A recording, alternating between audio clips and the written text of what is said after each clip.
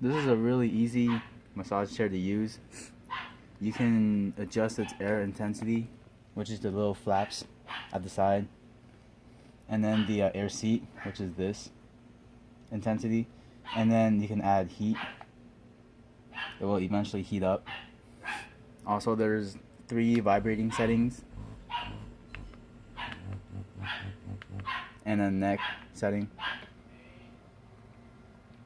You can also adjust the spot in which you want it to massage,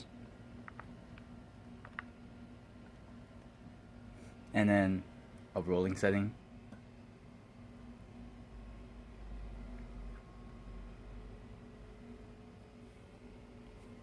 And then a demo.